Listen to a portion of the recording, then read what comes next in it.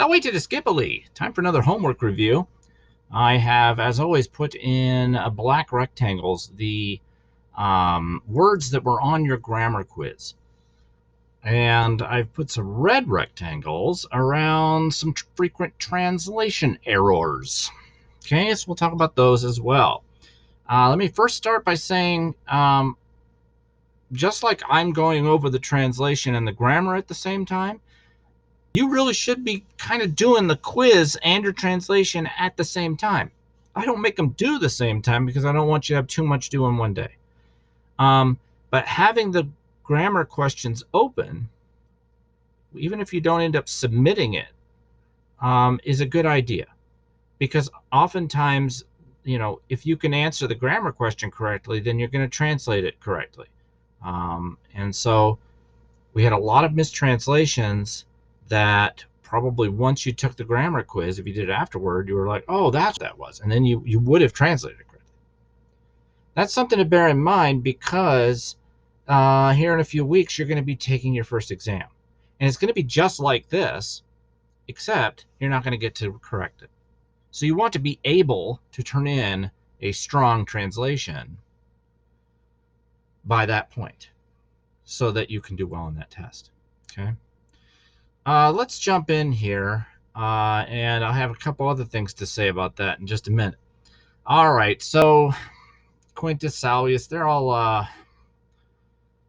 talking with Cognidubus, King Cog, who's ill, about whether or not he should go drink from a magical fountain that might heal him, right? So he just asked Quintus, should I go to the sacred fountain? And Quintus says, ubi est iste fons, regawit Quintus. Almost all of you get that. Where is that fountain? Should be that. Where is that fountain? Asked Quintus. Est in obido aquis sulis, inquit Coginubnus. It is in the town Aquae Sulis. Okay, that was glossed for you. Said King Cog, or said Cog. Multiae grotti, qui exilo fonte aquam biberunt, postea convaluerunt. Most common error here was tense. Many invalids, and a lot of you put many invalid. I bet that your spell check got you on that, or autocorrect rather, right? It's thought you meant invalid, not invalids. Should be invalids, plural. Basically just means many sick people. Qui, who drank biberunt, the water, aquam, from that fountain. Okay, you don't want to say, well, who drank that water's fountain, or that fountain's water, or something like that. Who drank water, aquam is your accusative, ex illo fonte, from that fountain. Afterward, got better. You don't want to say get better because it's not present. So you want to say drank, got better, or have drunk, have gotten better, because he's kind of talking about things that have gone on but that are still going on. Okay, so many invalids who have drunk or who drank water from that fountain afterward recovered. Architectus Romanus amemisus thermas maximas ibi extruit. Extruxit. Here we get to the first of a couple of problems. A Roman architect, that's not so hard. Let's skip to the verb extruxit, built maximas thermos. A lot of you put big baths, but it's maxima, not just magna. The biggest, or very big. Built very big baths there, Ibi. A lot of you thought Ibi was probably like some sort of form of Aoire, I guess, because you said something like went to build or built it to go or something weird.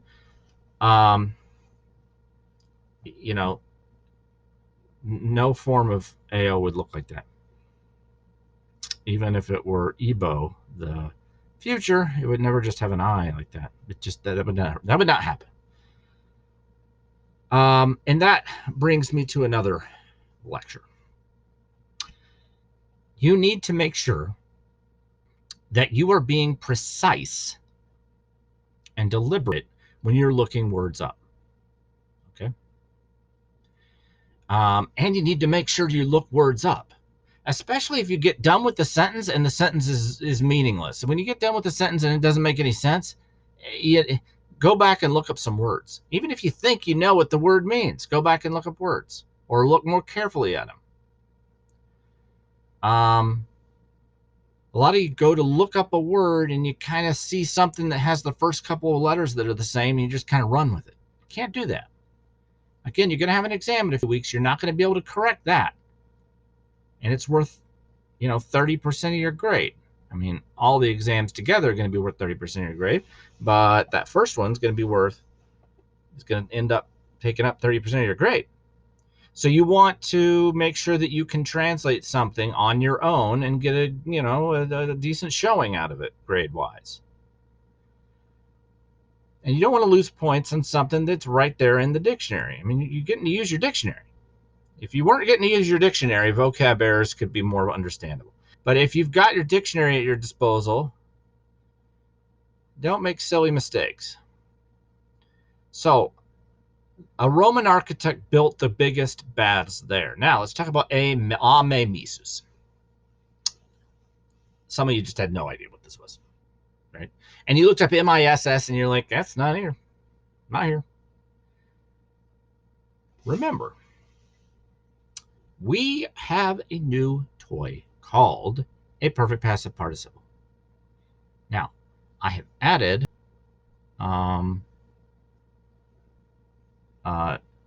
a toolbox for you, right? A Latin toolbox, and there is in that all about perfect passive participles. I'm going to add eventually a verb parsing document. I'm not sure if I've done that one yet for you, but you have, I think I did actually. You already have that. At any rate, the detail on this guy are in a couple different places for you.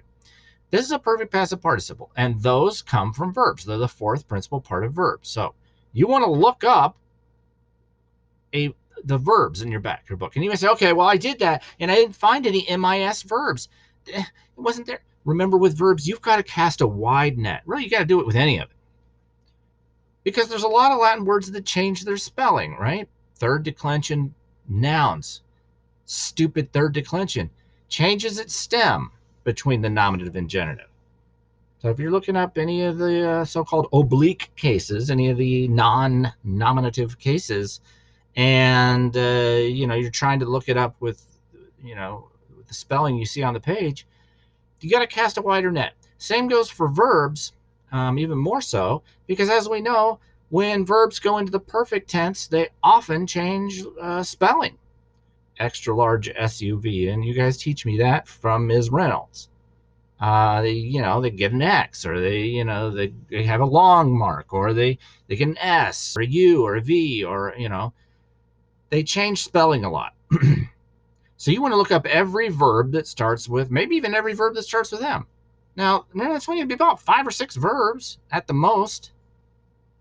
But you could start with MI verbs. Okay, you can start with MIS and you're going to find nothing, right? You're going to be like, oh, nothing's here. So you can start with MI. And if you go looking at MI, remember, you're not just looking at the first principal part and then giving up. You got to look at all the principal parts and see if any of them match what you're seeing there. And when you do, you can see meto, metere, misi, misus, and there it is, misus. Now, that means it's a PPP, perfect past participle. Okay, maybe you don't remember how that works. So you go rewatch the video, or you look on the verb parsing sheet, and you see that perfect passive participles are adjectives, and that they are translated having been verbed. So you need to translate them that way. Having been sent. In the same video, you're going to learn about ablatives of agent. If not, there's a whole video on that one too. Generative description, ablatives of agent. Ablatives of agent have an a or ab, and they go with PPPs or other passive verbs. And they're translated by. So, hey, Roman architect, having been sent by me, don't add words that aren't there. So a lot of you kind of got the gist and then said, who was sent by me? That's not what it says. There's no qui. There's no, passive verb here. There's just a PPP. Having been sent by me. Don't add extra words. Misus is translated having been verb. Having been sent. A me. By me. Done. Don't add extra stuff. A Roman architect, having been sent by me, built the biggest baths there. Prope therma stat templum dei sulis a meis fabris edificatum. Oh, here we go again. Most of you got near the baths stands the temple of the goddess Sulis. Okay, fine. Then everybody went off the rails. And he said something like, my craftsman's building.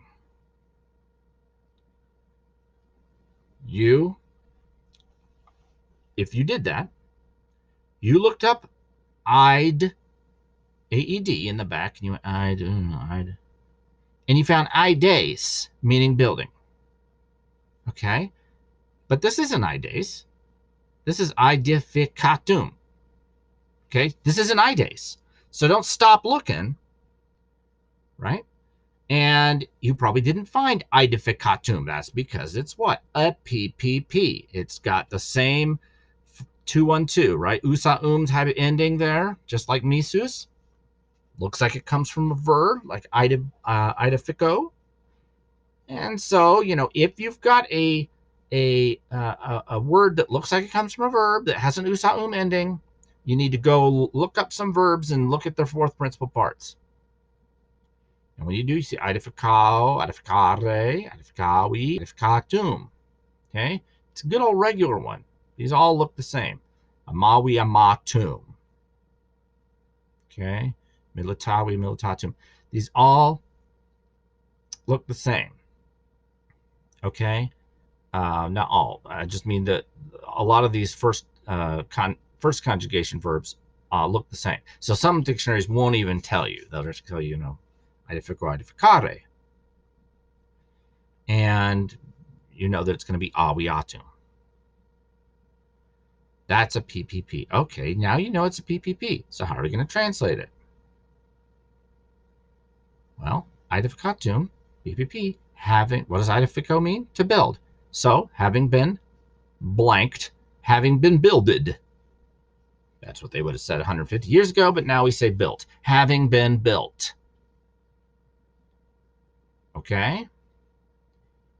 Then what do you got here? Fabris. Oh, that's in the ablative. Oh, it's got an arab. Oh, it's with a PPP. Oh, must be an ablative of agent. Right? We're skipping over some of these grammar questions. We'll come back to them. But that's the answer to it. Masculine plural ablative of agent, right? Same with may above. Ablative singular masculine. Ablative of agent. Having been built by me, having been built by my craftsman, just like above it was having been sent by me. Having been built by my craftsman. Okay? The templum. So what is it? You may have had, you had to give me, when you parsed edificatum, tense voice, perfect passive, gender number case. Hopefully you didn't say masculine accusative. This is going with templum, and templum's a neuter nominative. The temple stands near the baths, right? So that's a neuter nominative singular. Misus, on the other hand, when you parse that, is still perfect passive, but it's going to be masculine nominative singular because it's going with the architectus. So near the baths stands the temple of the goddess Sulis, having been built by my craftsmen. Don't add other stuff, which was built. No. Don't add other stuff. Having been built by my craftsmen. Ego deum saipe honoravi. I have honored the goddess. Often. Nunc fortasse. Oh my gosh, here we went again. We had some problems. A lot of you put like weird stuff. Now the strong goddess has the power over my sanity, or some weird stuff. Fortasse is not fortis. In Latin, you have to get over looking at just the first few letters of a word. You can't just do that. In English, people kind of just do that. You can't. Not only because of it's not the same word. It's not spelled Fortis. It's spelled Fortasse. But also because, of course, we've got inflection going on. The endings are half the battle, 90% of the battle. Okay? So this doesn't mean anything about brave or strong or anything like that. It means by chance. Now, by chance, the dea potest, the goddess, is able to sanare me, to cure me. That's it. Now, perchance, the goddess is able to help me. Salvi tuas vir magnae caliditatis. Oh, this is fun. Salvius, you are a man of great cleverness or of great shrewdness. And I asked you what this was. And it's caliditatis. Oh, it's a genitive.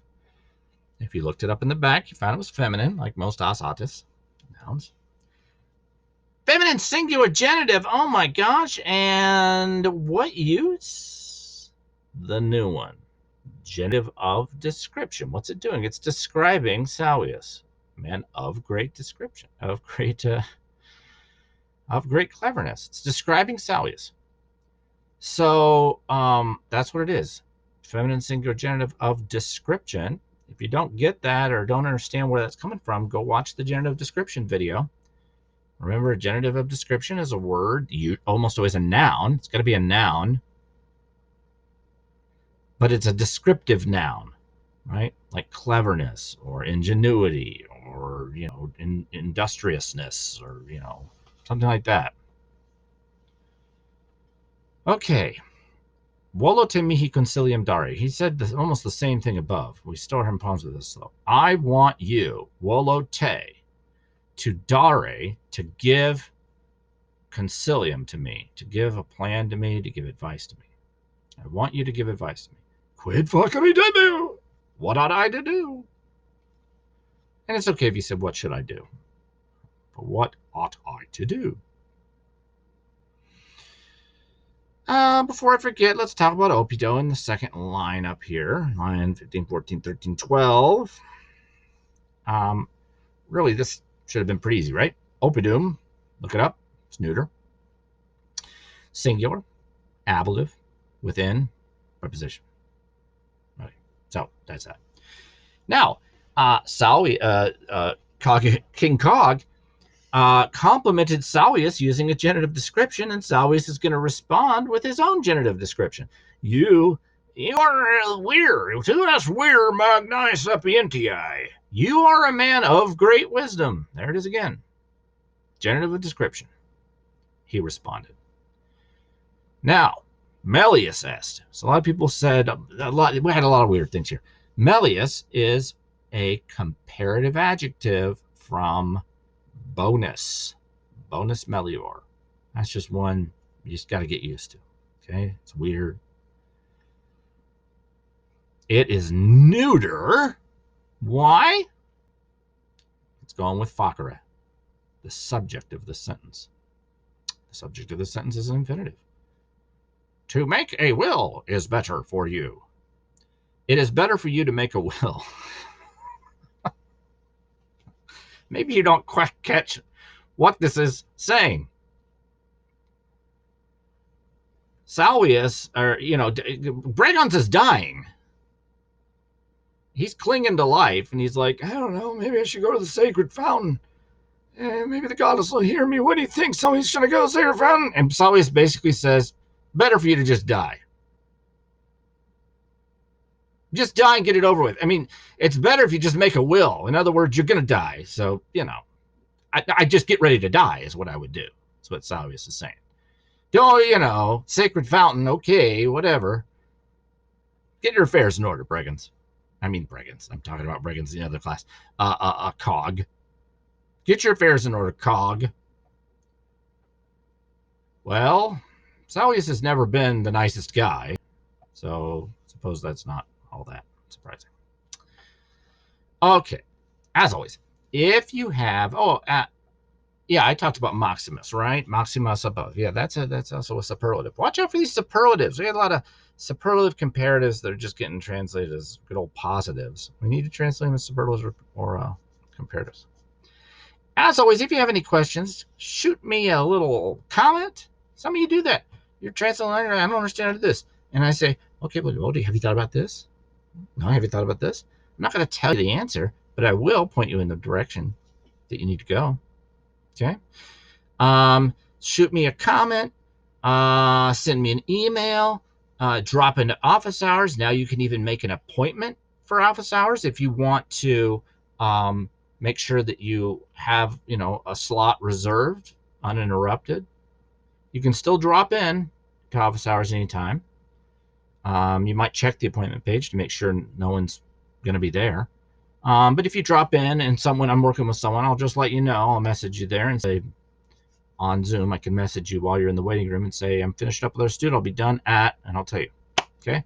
The most you could ever have to wait would be probably about 20 minutes, unless I have a ton of them stacked up. But I'll let you know. I'll be done at this point. Come back. Okay. So there's lots of time that we can meet. Until then, Walete Discipoli.